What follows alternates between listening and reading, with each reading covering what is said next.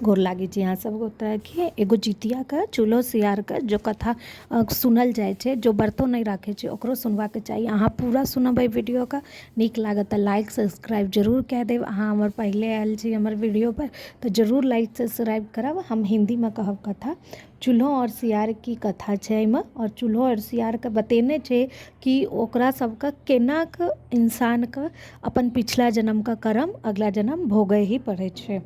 चूल्हो और सियार दोनों बहुत अच्छे दोस्त होते हैं और दोनों एक घने जंगल में रहते हैं। एक दिन घने जंगल से घूमते घूमते वह एक गांव के नदी के तट पर पहुंच गए। वहां उन्होंने कुछ स्त्रियों को नहाते और कुछ बातें करते सुना, तो वह थोड़ा सा आगे और बढ़कर उनकी बातें सुनने चले गए। तब उन्होंने सुना कि आज पूजा करके व्रत का संकल्प करना है, और व्रत करना है जो कि अपने संतान के लिए होता है।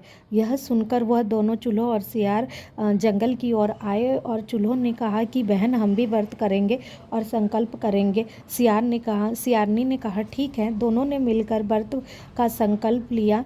चूल्हो मंगल मंगल करती करती अपना दिन काटने लगी। सियारनी को कुछ समय होते ही बहुत तेज भूख लगी और वो इधर उधर घूमने लगी कि कुछ खाने के लिए मिल जाए। वो घने जंगल में घूमती घूमती चली गई। वहाँ कुछ हड्डी और कुछ मांस पड़ा था।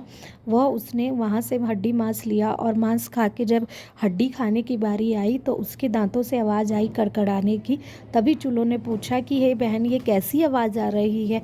तब सियारनी ने कहा कुछ नहीं, मेरे को बहुत तेज़ भूख लग रही है, इसीलिए मेरे पेटों से गड़गड़ की आवाज़ आ रही है। चूल्हो को यह बात समझ आ गई कि उसको भूख से रहा नहीं गया, और उसने अपना व्रत खोल लिया है और उसने ये हड्डियाँ चबाई हैं। तब चूल्हो ने बोला कि हे बहन अगर तुझसे नहीं व्रत रखा गया, कुछ समय की बात थी, रात हो ही रही थी, सुबह हमने पारण करना ही था, अगर कुछ समय भी तुमसे व्रत नहीं रखा गया तो तुमने संकल्प क्यों लिया। ऐसा कहकर वह अपना मंगल करते करते सो गई। सुबह उठी उसने विधि पूर्वक पारण किया।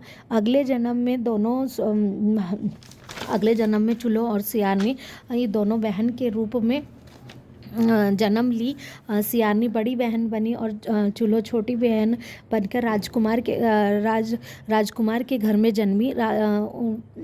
बड़े राजा के घर में जन्मी। ही बड़ी बहन का सियारनी का विवाह राजकुमार से करवाया गया, और जबकि छोटी बहन का विवाह मंत्री से करवाया गया, और दोनों राजा मंत्री के घर में ब्याही गई। उसके पश्चात कुछ समय बाद सियारनी के जितने भी बच्चे होते थे वो मर जाते थे, और चूल्हो के जितने भी बच्चे होते थे वह जीवित और हंसबूझ खेलते रहते थे। ऐसे करते करते कुछ समय बीता। जितने भी बच्चों को सियारनी ने जन्म दिया वो सब मर गए। ऐसे करते करते चूल्हो के सभी बच्चे बड़े हो गए। उनको देखकर मोह और ईर्ष्या के कारण सियारनी ने अपने लोगों को आदेश दिया कि उनका सिर काट के उनके घर भिजवा दिया जाए। ये ऐसा सुनकर उनके आदेश पर चूल्हों के सभी बच्चों के सिर काट दिए गए और एक डिब्बे में बंद करके उनके घर की ओर प्रस्थान किया गया। और रास्ते में ही भगवान की ऐसी लीला हुई कि उनके सर उनकी जगह पे लग गए। बच्चे सभी हंसते खेलते घर पहुंच गए, और जिन डब्बों में बच्चों का सिर था उस डब्बे में फूल फल मिठाई बन के उनके घर पहुंच गया। ऐसा सुनकर सियारनी ने सोचा कि यह ऐसा कैसा हो गया, इसके बच्चे क्यों नहीं मरे, मरने के बाद भी कैसे जीवित हो गए। इसके पश्चात वह कुछ समय के बाद उसके पति और बच्चों दोनों को मरवाने की कोशिश करती है। इसके कारण वह असफल हो जाती है। यह सोचती सोचती वह सो जाती है। उसको सपना आता है कि हे सियारनी, ये सब पिछले जन्म के कर्म है, तुम्हारे कर्म अच्छे नहीं थे कि तुमने ऐसा किया था, व्रत रखकर संकल्प तोड़ दिया था, इसी के कारण तुम्हारे बच्चे मर रहे हैं।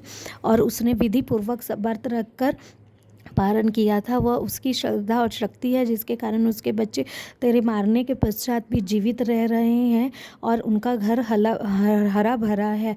ऐसा सुनकर उसकी आँख खुल गई, और वह सुबह उठते ही अपनी बहन से माफ़ी मांगने गई, और उसने विधि पूर्वक उससे व्रत की व्रत के लिए पूछा और जितिया का व्रत उसने विधि पूर्वक किया। इस प्रकार उसके सभी मरे बच्चे जीवित हो गए। इसीलिए कहा जाता है कि माँ की शक्ति में ही भक्ति है। इसीलिए माँ को कभी भी अनादर के रूप में नहीं देखना चाहिए, क्योंकि एक माँ ही होती है जो बच्चे के लिए पाताल लोक से, यमराज से भी लड़के अपने बच्चे को ले आती है। अगर आपको ये कथा अच्छी लगी हो तो लाइक शेयर ज़रूर करें। धन्यवाद।